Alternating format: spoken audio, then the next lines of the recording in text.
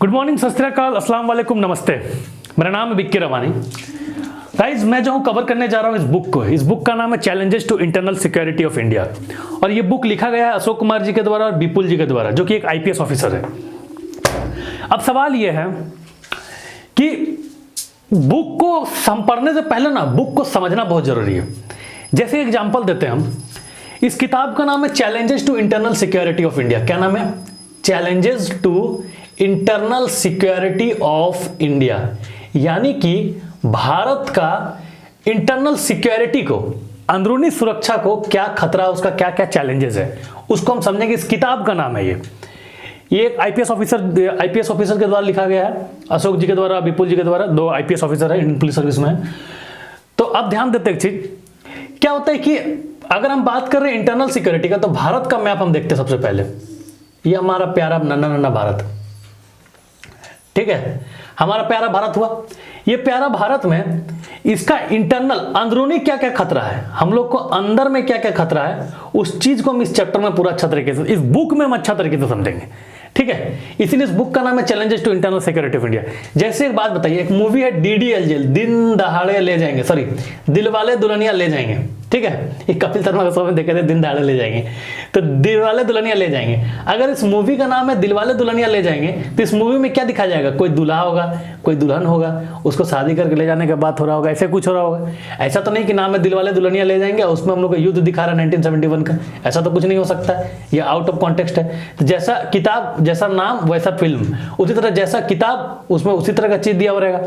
तो सबसे पहले इस किताब को 10 चैप्टर में बांटा गया, ठीक है, 10 चैप्टर में डिवाइड किया गया, 4, 5, 6, 7, 8, 9, 10, 11, 12, सॉरी 12 चैप्टर में डिवाइड किया गया। सबसे पहला जो चैप्टर है ना इस किताब का, देखो एक बात हम बता देते हैं, जब भी हम पढ़ाएं बुक सामने खोल कर बैठेगा सब एकदम, यही book same to same book. इसका शायद नया एडिशन भी आया, नया एडिशन आया है कि नहीं, यही लेटेस्ट एडिशन है, 3rd एडिशन है, ठीक है। 3rd एडिशन खोल के निकाल लीजिएगा। और अभी तक इसका शायद कोई एडिशन और आया नहीं है। कोई फर्क नहीं पड़ता, एडिशन कोई भी है कोई फर्क नहीं पड़ता, कंटेंट वगैरह सब कुछ सेम रहता है। कोई भी बुक में एडिशन में कोई फर्क, थोड़ा बहुत का 19-20 का फर्क होता है और कुछ फर्क नहीं होता है।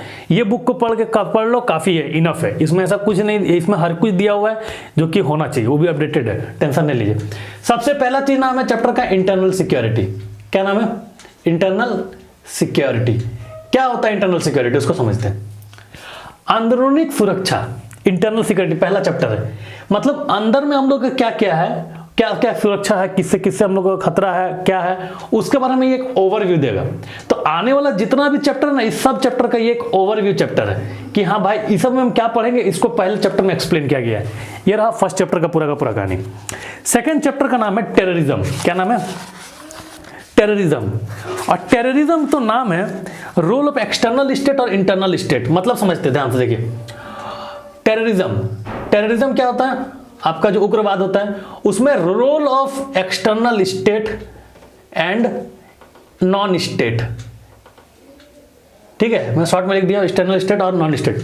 एक्सटर्नल स्टेट का मतलब क्या, ध्यान से समझिए। मतलब एक्सटर्नल मतलब बाहर से, जैसे भारत है और भारत का बाहर से यदि कोई खतरा है तो उसको कहेंगे हम एक्सटर्नल स्टेट खतरा।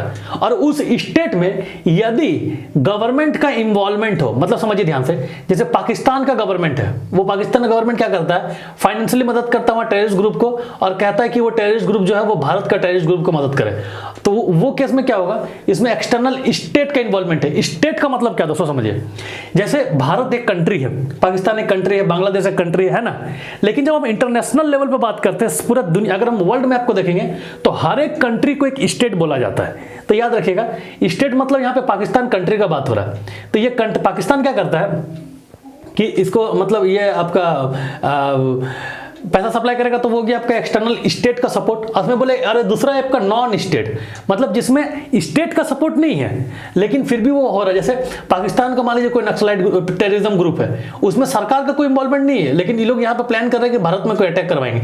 तो यहाँ का टेररिस्ट ग्रुप अगर यहाँ का टेररिस्ट ग्रुप को किसी तरह से हेल्प करता है, तो उस केस में क्या होगा कि हम लोग को नॉन स्टेट, हम लोग देखने को मिला कि नॉन स्टेट का किस तरह से टेररिज्म में इन्वॉल्वमेंट है। तो ये चैप्टर 2 हमको बताएगा। चैप्टर 3 क्या बताएगा? जम्मू कश्मीर में क्या है मिलिटेंसी। जम्मू कश्मीर का मिलिटेंसी, घुसपैठिया वगैरह सुनते हैं ना, जम्मू कश्मीर में मिलिटेंसी है, आपका प्रॉब्लम है आपका टेररिज्म का, ठीक है। तो जम्मू कश्मीर का क्या मुद्दा है उसको पूरा अच्छा, जम्मू कश्मीर कहाँ मैप में देखें, मैप, वर्ल्ड मैप और इंडिया मैप एकदम आंख के सामने खोल के रखना, कुछ भी हो जाए, कोई भी सब्जेक्ट पढ़ो, history, political science, geography, economics, कुछ भी पढ़ो, मैप एकदम सामने होना चाहिए। जैसे ये ज्योग्राफी है, सॉरी ये कश्मीर है, या हम लोग जम्मू कश्मीर स्टेट है, तो यहाँ पे क्या मिलिटेंसी का प्रॉब्लम है, टेररिज्म आए दिन यहाँ पे देखते हैं, पत्थरबाजी ये सब होते रहता है, आर्टिकल 370 हाल ही में हटा था, तो इसका पीछे सब क्या, यहाँ पे किस तरह का टेररिस्ट ग्रुप है, ये सब के बारे में पढ़ेंगे चैप्टर 3 में।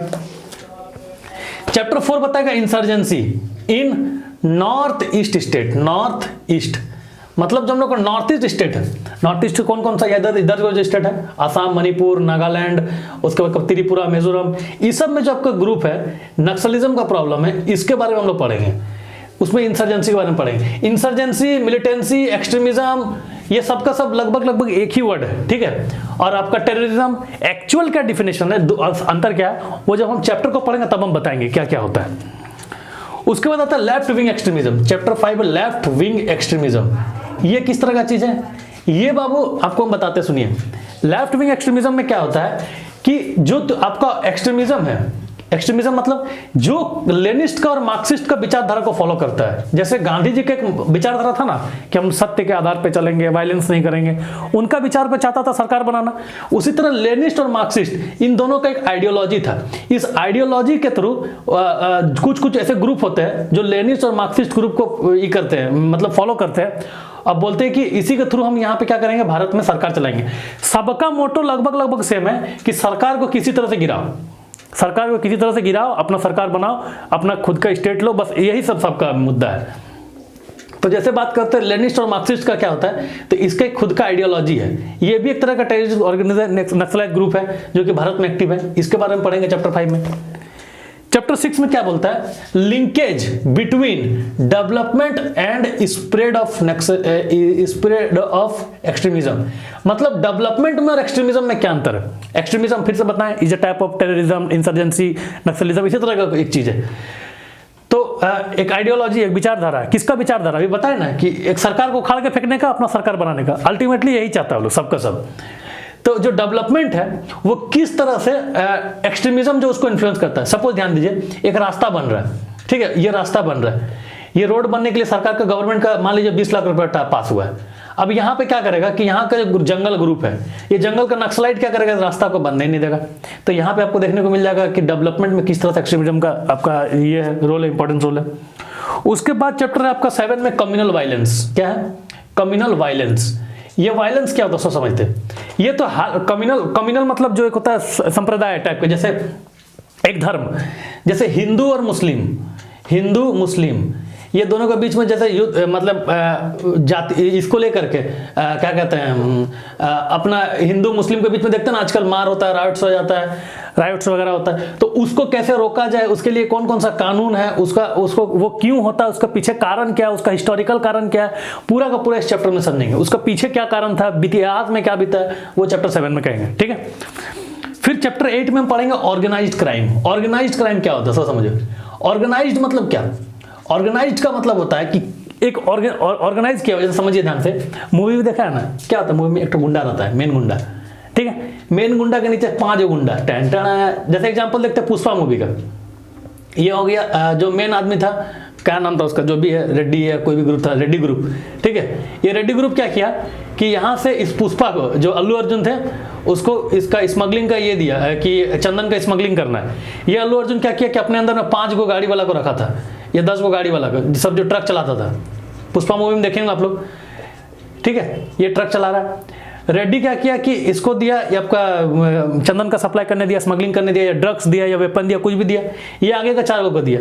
अब ये 4 को दिया, तो ये पूरा का पूरा तरीका जो है ये एक ऑर्गेनाइज्ड वे में हो रहा है कि एक पूरा सिस्टम बटा हुआ किसका किसका क्या काम है। इसी को बोलते हैं ऑर्गेनाइज्ड क्राइम। ये भारत में कैसे होता है, जैसे drugs trafficking, human trafficking, arms gun का सप्लाई, ये सब को हम पढ़ेंगे ऑर्गेनाइज्ड क्राइम चैप्टर में। उसके बाद आता है आपका चैप्टर 9 है साइबर सिक्योरिटी और सोशल मीडिया। साइबर सिक्योरिटी का क्या मुद्दा है और सोशल मीडिया का क्या मुद्दा है। Role of social media, role of social media मतलब समझिए ध्यान से कि साइबर सिक्योरिटी बहुत बड़ा खतरा है। सन 2003 के बाद साइबर सिक्योरिटी का बहुत जबरदस्त पकड़ बनाया है। साइबर सिक्योरिटी में क्या होता है, जो फोन करके बोलता है आपका नंबर पे ओटीपी गया होगा, थोड़ा बैंक वाला पासवर्ड बताइए हमको, ओटीपी तो बताइए, उसका बैंक निकल जाता है पैसा, तो ऐसा चीज होता है साइबर सिक्योरिटी। लेकिन बात उसका नहीं, साइबर सिक्योरिटी और क्या होता है, मान लीजिए कि पूरा गवर्नमेंट है, इंडियन गवर्नमेंट है, इंडियन गवर्नमेंट का बहुत इंफॉर्मेशन डाटा रखा हुआ है, और कोई बाहर देश का, अगर मान लीजिए कोई अमेरिका से कोई अटैक कर देता है बाहर भारत देश पे, यहाँ का कोई अटैक कर देता है, अटैक भारत पे, भारत का इस पे आपका जो इंपॉर्टेंट डॉक्यूमेंट है, तो वहां पर साइबर सिक्योरिटी का खतरा आता है। उसमें सोशल मीडिया का क्या इंपॉर्टेंस है, सोशल मीडिया का भी बहुत बड़ा इंपॉर्टेंस है। सोशल मीडिया से भी क्या होता है, क्राइम बढ़ता है। उसके बाद ये सोशल मीडिया के थ्रू क्या होता है कि एडवर्टाइजमेंट दिखाया जाता है। सोशल मीडिया में क्या होता है कि देखते हैं ना, टैब नैपिंग होता है, उसका फिशिंग होता है, वेलिंग होता है, उसके थ्रू क्या होता है कि आदमी फंस जाता है जाल में। तो काफी तरीका है साइबर सिक्योरिटी का, उसके बारे में पढ़ेंगे। मेरा एक फ्रेंड रहता है बेंगलोर में, प्रियांशु मेरे एक दोस्त है, वो वहाँ जॉब करता है बेंगलोर में, उनको बताता है कि साइबर सिक्योरिटी बहुत बड़ा मुद्दा आज का डेट में। उसके बाद आता है security challenges and mandate. Security challenges क्या क्या है, सिक्योरिटी चैलेंजेस क्या क्या है और उसका मैंडेट क्या है। मैंडेट का मतलब किस किस तरह का भारत में सिक्योरिटी चैलेंजेस है। सपोज एग्जांपल देखते हैं कि ये पूरा का पूरा भारत है, ठीक है, ये पूरा का पूरा भारत है। अब यहाँ पे क्या होता है कि सिक्योरिटी चैलेंजेस क्या क्या है भारत में, इधर से क्या चैलेंजेस है हमको, जैसे पाकिस्तान से क्या खतरा है, इधर नेपाल से क्या खतरा है, इधर चाइना से क्या खतरा है, इधर भूटान से क्या खतरा है, उसके बाद इधर आपका म्यांमार से क्या खतरा है, उसके बाद यहाँ पे कोस्टल एरिया में पानी समुद्री तट पर हम लोग को क्या खतरा है। तो ये सब को जितना भी कुछ है ये हम पढ़ेंगे चैप्टर 10 में, सिक्योरिटी चैलेंजेस के बारे में। और उसका काम क्या है, बॉर्डर एरियाज पे, ये सबके सब बॉर्डर है, ये आपका लैंड बॉर्डर है, ये वाटर बॉर्डर है, तो इसके बारे में पढ़ेंगे। उसके बाद चैप्टर 11 है आपका security forces and there mandate. Security forces and there mandate, यानी कि सिक्योरिटी फोर्सेस क्या क्या है, कौन कौन सा सिक्योरिटी फोर्सेस है। सिक्योरिटी फोर्स में कौन कौन सा, जैसे बोलते हैं ना, फीलिंग प्राउड इंडियन आर्मी, कौन कौन सा इंडियन आर्मी है सब। Indian army actually is a paramilitary forces, military forces है। सिक्योरिटी फोर्सेस में सबको ही आता है, जैसे सीआईएसएफ हो गया, सीआरपीएफ हो गया, बीएसएफ हो गया, आईटीबीपी हो गया, एसएसबी हो गया, एनएसजी हो गया, एसपीजी हो गया, they all are security forces, security देता है, ठीक है। और ऐसा नहीं कि लड़ने नहीं जाता, ये लोग भी लड़ने जाता है सिचुएशन पे। तो इसके बारे में पूरा का पूरा चैप्टर में पढ़ेंगे, क्या है सिक्योरिटी फोर्सेस, क्या है क्या नहीं, वॉर पे कैसे जाता है, किस समय में क्या काम होता है, ये सिक्योरिटी फोर्सेस के बारे में जानेंगे। उसके बाद उसी में जानेंगे हम सीबीआई का काम क्या होता है, नेशनल इन्वेस्टिगेशन एजेंसी का क्या काम होता है, और रॉ का क्या काम होता है, आईबी का क्या काम होता है, वो चैप्टर 11 में समझेंगे। अब चैप्टर 11 में जैसे सीआईएसएफ, बीएसएफ, सीआरपीएफ का एग्जांपल लेते हैं, ये सबका सब चैप्टर 11 में पढ़ेंगे। अब सीआरपीएफ क्या करता है कि जैसे केदारनाथ में क्या हुआ था कि 2013 में डिजास्टर आया था, पूरा पानी पूरा बढ़ गया था, जिसके चलते क्या हुआ कि वहां पे सीआरपीएफ को डिप्लॉय किया गया था कि वहां का जितना भी लोग हो उसको निकालो, ठीक है। तो लोग को निकालने के लिए ये किया जाता, निकालने के लिए वहाँ पे सीआरपीएफ को भेजा गया। अब जब सीआरपीएफ को वहाँ भेजा गया तो यहाँ लोगों को निकाल रहे थे वहाँ से। तो ये सीआरपीएफ का काम मैनेजमेंट में भी है, डिजास्टर को मैनेजमेंट कर रहा है ना, इसीलिए चैप्टर 12 जो है ये डिजास्टर मैनेजमेंट पे, कि किस तरह से हम डिजास्टर को मैनेजमेंट करें, किसको, डिजास्टर को कैसे मैनेज करें, इसके बारे में चैप्टर 12 है। और उसमें ये सिक्योरिटी फोर्सेस का क्या काम है उसके बारे में पूरा अच्छा तरीके से समझेंगे हम लोग। तो ये खाली बुक का इंट्रोडक्शन दिया कि ये पूरा का पूरा चैप्टर क्या बताएगा। अब एक एक चैप्टर को हम 5 से 6 भाग में तोड़ देंगे। मेरा पढ़ाने का स्टाइल बताते सुनिए क्या है। मेरा पढ़ाने का स्टाइल है भाई हम हर चैप्टर को तोड़ देते हैं, जितना ज्यादा तोड़ दो। हिस्ट्री को पॉलिटिकल साइंस से मिलाएंगे, पॉलिटिकल साइंस को ज्योग्राफी से मिलाएंगे, ये मेरा आदत है। बस आराम से पेशेंस होकर देखना। सिर्फ ये बुक इंटरनल सिक्योरिटी है, लेकिन हम इसमें लगभग हिस्ट्री, पॉलिटिकल साइंस, ज्योग्राफी सब ऑलमोस्ट हल्का लग रहा टच करेंगे। मेन ही थीम रहेगा हम लोग का, लेकिन साइड मुल्कों को भी टच करते जाएंगे, क्योंकि समझना बहुत जरूरी है। हर चीज को समझेंगे पूरा फ्रेम को। उसके बाद क्या लिखता है कि ये सब चैप्टर्स खत्म हो गया। अब इसके बाद हम कल शुरू करेंगे ये वाला पूरा का पूरा प्लेलिस्ट आपको मिलते जाएगा। कुछ नहीं करना, सिंपली डिस्क्रिप्शन बॉक्स में जाए, वहां पे आपको एक प्लेलिस्ट मिलेगा, एक के बाद एक क्लिक करते चलते हैं, मिलते जाएगा। ठीक है, बस अपने दोस्तों फ्रेंड्स रिलेटिव से शेयर करें, वीडियो को लाइक कर दें। और जो तैयारी कर रहा है यूपीएससी का, सीडीएस का या फिर आपका एनडीए का, उसके लिए ये बुक बहुत ज़्यादा इंपॉर्टेंट है। तो सबका सब इस बुक को जरूर खरीद ले, ऐसा कोई एग्जाम का अगर प्रिपरेशन कर रहा है तो। ठीक है, मिलते हैं तब तक के लिए। जय श्री राम।